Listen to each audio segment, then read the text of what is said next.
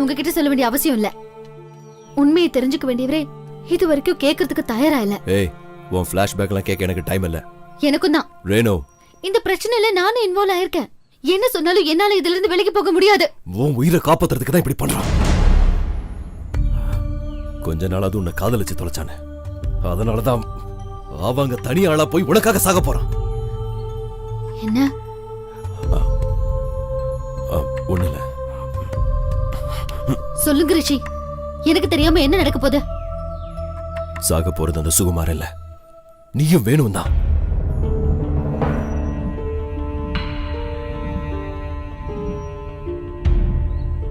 இப்போ உனக்கு போக தோணுதா?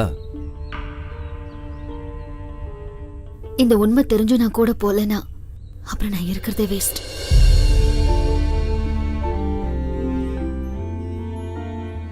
இவ்ளோ நாளா நேரம்